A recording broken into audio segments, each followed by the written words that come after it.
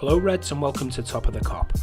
With the fact that Gini Wijnaldum has now left Liverpool, there is a debate on whether or not there's a hole in the midfield, and let's face it, Gini was the midfielder that made the most appearances and probably has done for the time he's been at the club. You know, he's always fit, he's rarely injured, and he's always available. Now, if we don't replace him, you've obviously got the likes of Henderson, Thiago and Fabinho, who have shown this season that they are vulnerable to the odd injury. And you know, there are question marks over Keita and obviously even Curtis Jones, whether he's big enough to obviously fill the boots of Gini Wijnaldum. And don't get me wrong, we could go into next season without finding a replacement, and as long as we didn't get many injuries, we'd be well off. But do you take that risk after what's happened this season with Van Dijk, Gomez and Matip all out for the majority of the season? And for me, I don't want to be taking any risks. So what I've done today is I've come up with 5 replacements for Gini Wijnaldum. And what I've done is I've kind of gone for players that are attainable. You know, they'd want to come to play for Liverpool. It just depends obviously on finances involved.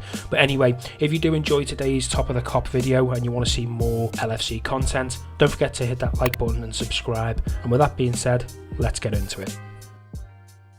Number 5 on the list is somebody that's been mentioned a lot in the past, not so much recently, and that is Brighton midfielder Yves Bissouma. Now, I understand that he's been linked with other teams, and that's potentially why he sits in at number 5. But also, you know, there are question marks for me anyway over whether or not he could adapt to a Liverpool team.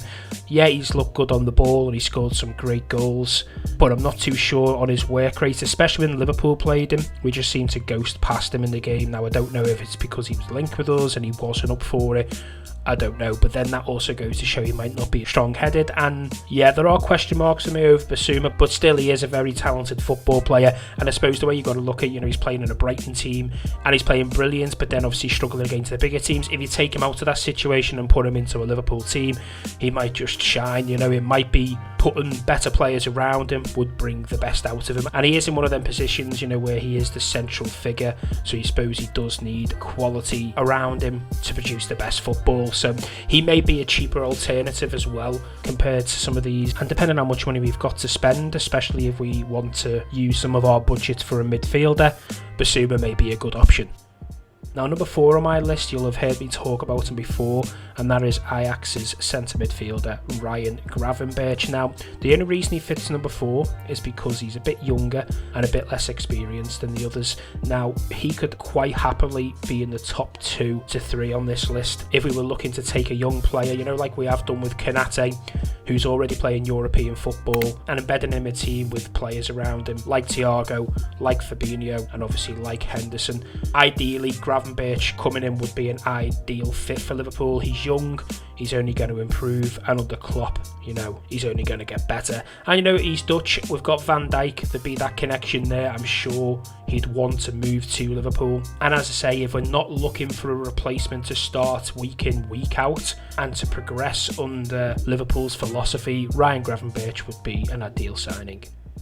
Now, it gets a bit trickier here because the 3 people I've got left are all quality signings, but number 3 is Jude Bellingham. Now, Jude Bellingham would finish top of this list next season. I just feel he's only been at Dortmund for a short while, and the likelinesses of signing him in this transfer window is very, very unlikely. But with that being said, I do feel Jude Bellingham would want to move to Liverpool. And you know, we've seen with Sancho, Dortmund are willing to let Sancho go this season, but last season, unless Man United matched their evaluation of Sancho, they're very, very adamant that he wasn't going to go, and I don't think they'd let Jude go at this point in his career either. They'll be wanting to get maximum value for him, and maybe next year that might be the right opportunity for Dortmund. But what can I say about Jude Bellingham? You know, what I've seen of him anyway last season and through the England setup, for his age, he's got such an old head on him. He plays like a player who's in his mid-20s, and would he want to move to Liverpool? I really do think he would. His hero is Steven Gerrard. He's pictured with Henderson quite a lot in the England camp, and I think, you know, Henderson might be putting groundwork in there for a move to Liverpool at some point in his career. And as I say, if it was next summer's transfer targets, Jude Bellingham would be right at the top for me. I just think he'll probably stay in Germany for another season, and that's why Jude Bellingham makes my number 3.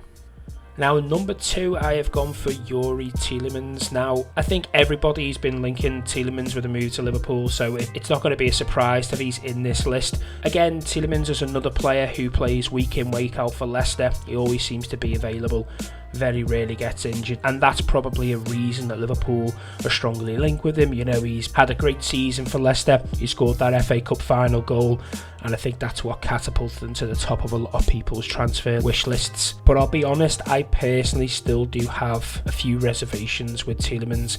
Just like Bissouma, I'm very, very concerned about his work rate. Although that is vastly improved this season, his work rate and fitness have always been a concern going back a few seasons, and that's kind of why when he first came on the scene all those years ago, he never actually quite made it. But obviously Leicester signing him revitalised him as a player. He's got a little bit fitter than he used to be, and I'm going to play devil's advocate a little bit here, because when I've watched him for Belgium, I see him linking up play with the right backs, the centre backs, the left backs, pushing it down the wings. I do see him covering quite a lot of ground in that midfield, so that kind of contradicts everything I've just said about him.